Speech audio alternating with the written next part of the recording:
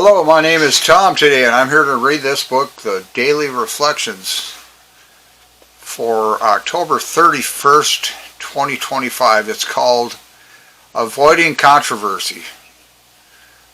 All history affords us the spectacle of striving nations and groups, finally torn asunder because they were designed for or tempted into controversy. Others fell apart because of sheer self-righteousness, while trying to enforce upon the rest of mankind some millennium of their own specification.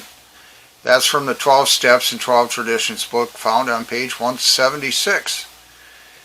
As an AA member and sponsor, I know it can cause real damage if I yield to temptation and give opinions and advice on another's medical, marital, or religious problems. I am not a doctor, counselor, or lawyer. I cannot tell anyone how he or she should live. However, I can share how I came through similar situations without drinking and how AA steps and traditions helped me in dealing with my life. Period. The end of the reading. So, let's see. Almost a month ago,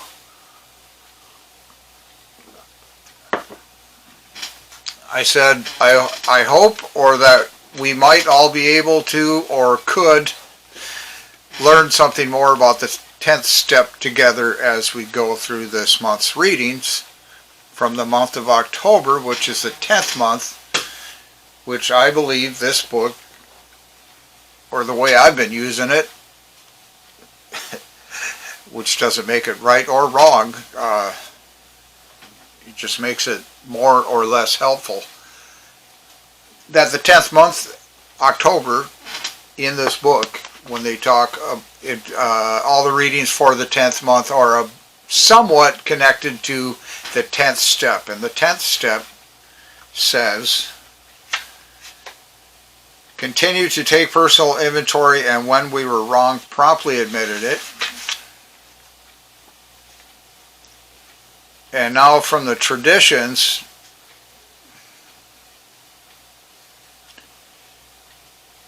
the 10th tradition, Alcoholics Anonymous has no opinion on outside issues.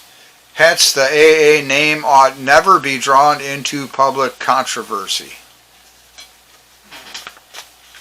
And then today's title is called Avoiding Controversy.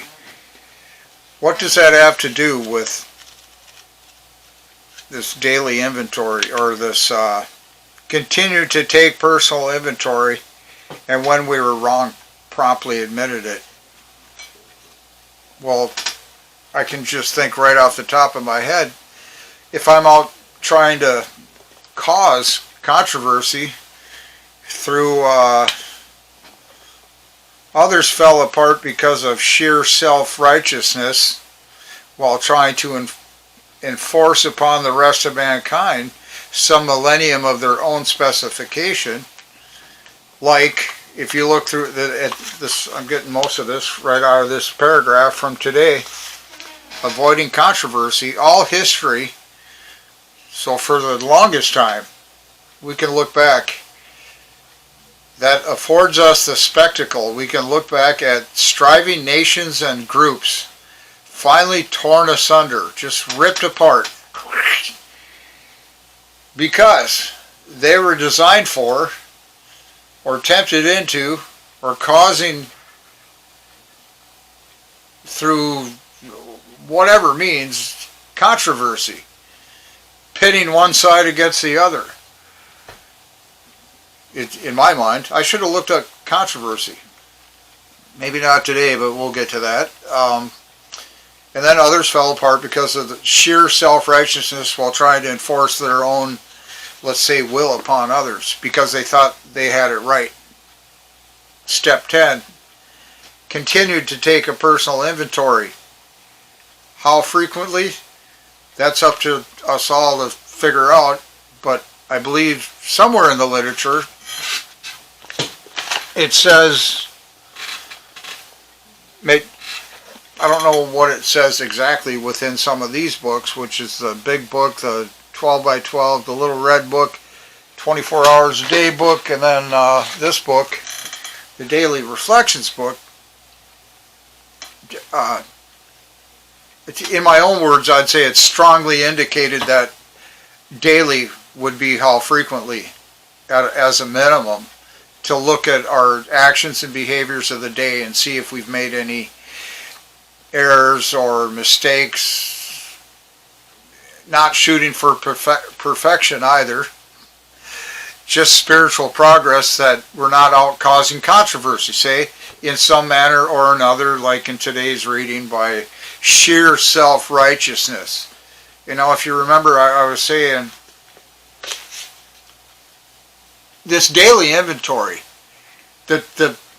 not the daily, the moral, the fearless and searching moral inventory from step 4.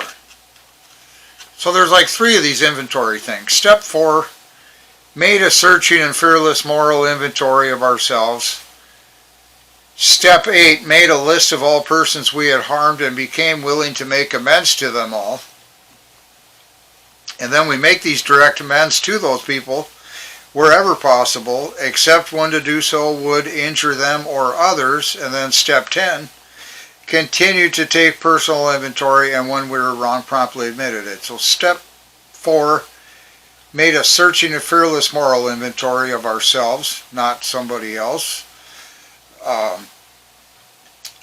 And then we made a list in step 8 of people we had harmed because of maybe the things we find in our moral inventory. Oh, I'm a liar, I'm dishonest, I'm prideful, and what was my list of 4 things that we need to continue looking out for? It's a threat to our sobriety. And then step 10, we continued to look at our inventory each day, because maybe there's new stuff or maybe there's old stuff that keeps sneaking back today. The stuff from yesterday leaking into today, causing me to still be a liar, dishonest. I've written this down in this book at the end of one of these steps.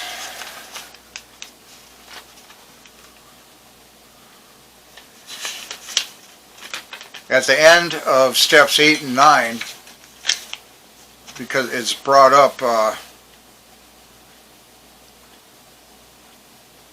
right at the beginning of step 10. In the little red book, in step 10, there's a listing of things here I'll read.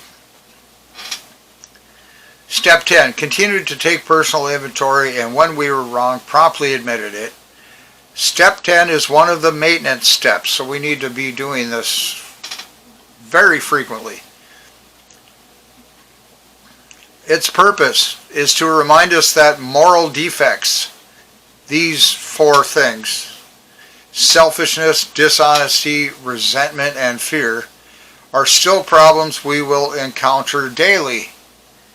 So maintaining our condition needs a daily look at these things to see if selfishness, dishonesty, resentment, and fear are there still, causing wrongs to other people. These defects remain serious threats to our sobriety.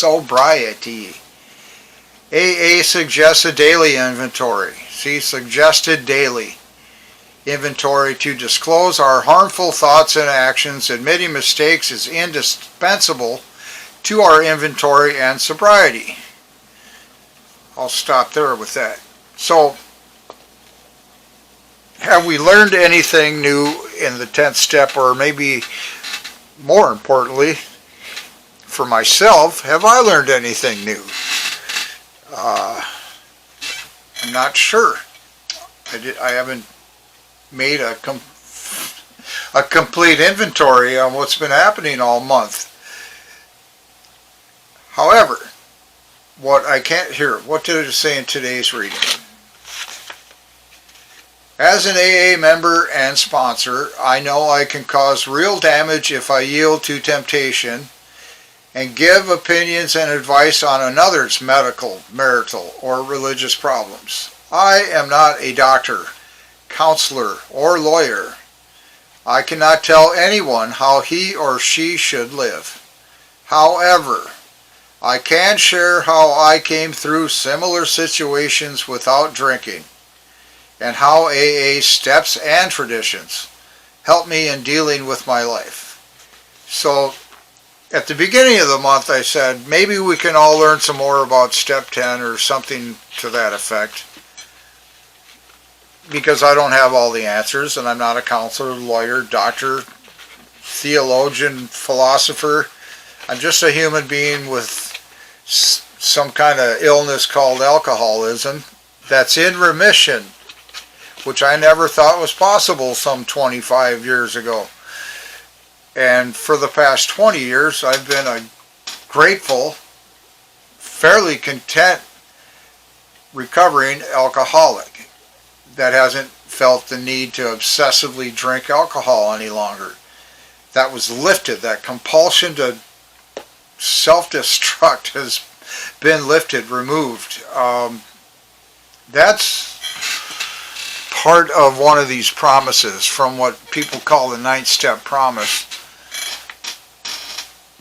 which from the big book of Alcoholics Anonymous, found on the bottom of page 83, from the chapter Into Action, I think. It says, if we are painstaking about this phase of our development, we will be amazed before we are halfway through.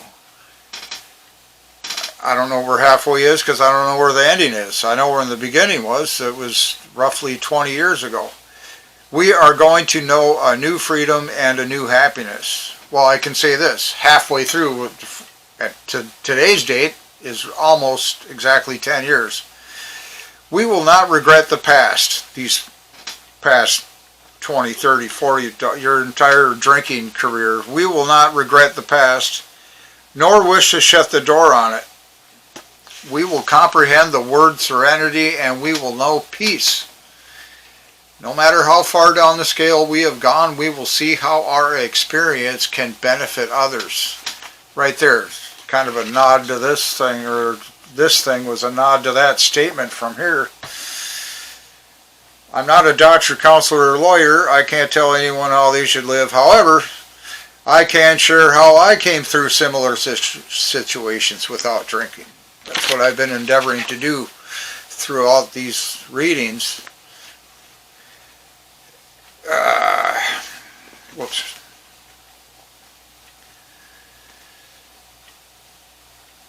See how our experience can benefit others. That feeling of uselessness and self-pity will disappear. Now I wonder, has that anything to do, or have these feelings left us also? I thought from that list I made here at the end of steps 8 and 9 in the little red book.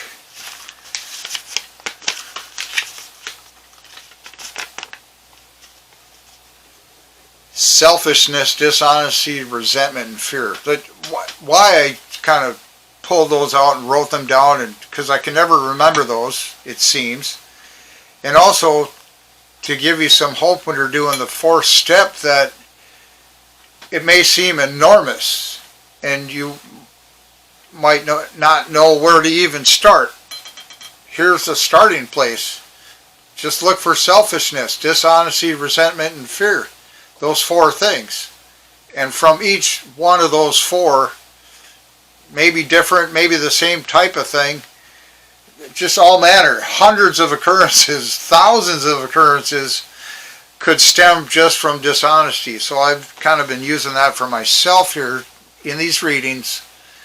One of my big defects, and a blessing and a curse, is I'm human. And what I've found, I think, in my own opinion, is that humans tend to be lazy, complacent, greedy, envious. Let's just stick with those. And the laziness contributes to being dishonest, or they go hand in hand in a way for me. And I think that a bunch of my dishonest stuff was to afford me the luxury to put my feet up and relax. I would lie about being sick, and then I wouldn't have to do something, and then I could relax. Now, take that another step further, because I'm a human and I'm greedy. feeling good just wasn't enough. I want to feel good and drunk, say, and then it's like, well, I can't just be drinking at work or wherever I'm expected to be today, so I'll lie about my condition so I can stay home with the booze, or wherever I was, in the gutter, stay there, stay on the bench, get hammered here for a while, and things will just kind of work, they'll feel better for a while. I don't know if they'll work out, but it'll feel maybe tolerable for a bit. And then lie about it. Where were you yesterday? Oh, I was busy with this thing. A car had a flat tire, or some kind of thin excuse. More lies. Dishonesty. And why? Because I'm selfish. I'm greedy. I'm lazy. I'm a human. And I'm just saying these are natural things that can get, I don't know, exacerbated by drug use and alcoholism, addictions and things, because humans are greedy typically. And we want to make sure that, well, whatever. See, I'm getting a bit off the subject. I'm just trying to say that in the fourth step, this fearless and searching moral inventory, I tried to put it one way, need not or needn't bankrupt our mental energy, because if you just maybe look for when you were dishonest,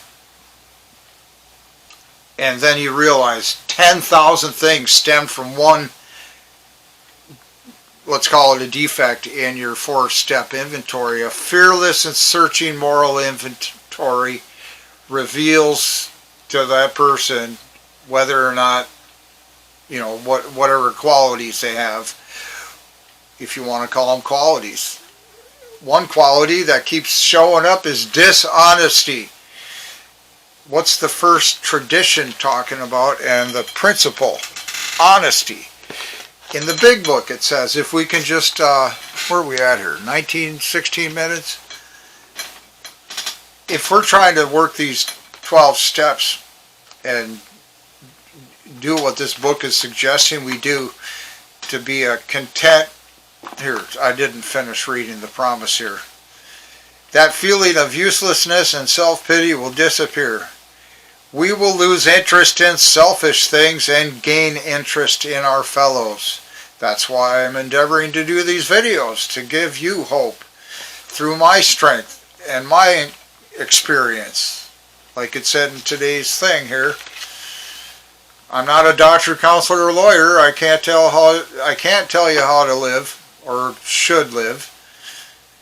I can share, however, I can share how I came through similar situations without drinking, and how AA steps and traditions help me in dealing with my life. The temptation to be dishonest is frequent. I avoid that temptation and don't engage with it and fall victim to my dishonesty so much anymore, because I'm not perfect. Sometimes I end up lying inadvertently, I think. Self-seeking will slip away. Our whole attitude and outlook upon life will change. Fear of people and of economic insecurity will leave us. So if you're doing this inventory and you come up with fear as a defect that you seem to carry around, and it keeps creeping back into your inventory, back to step 10, the daily this inventory.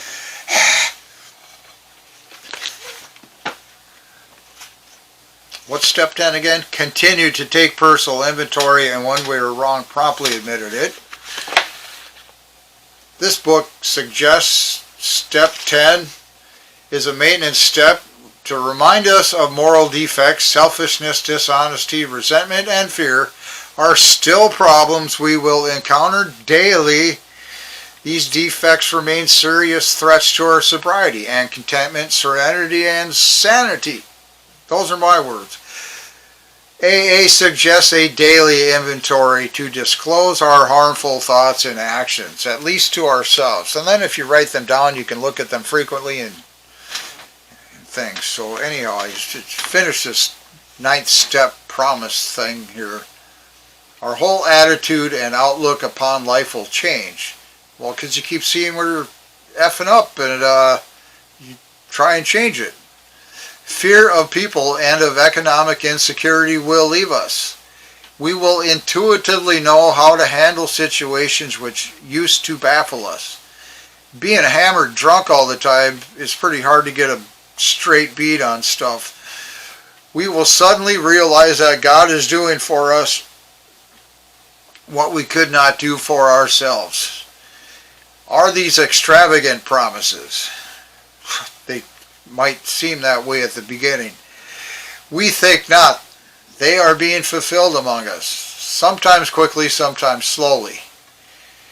They will always materialize if we work for them. Now that's like the end of what people call the 9th step promise or promises. This thought brings us to step 10, which suggests we continue to take personal inventory and continue to set right any new mistakes as we go along. We cleaned up the past, like in step 5, 6, 7, 8, and 9. Now we're in the maintenance steps, 10, 11, 12. We vigorously commenced this way of living as we cleaned up the past. We have entered the world of the Spirit. Now, I'm going to run out of time. I wish I had a better summary, but like I said, I'm going to run out of time. So thank you for coming by here today, and I'll get back with you the next time I can. Good luck and keep up the hard work. Goodbye.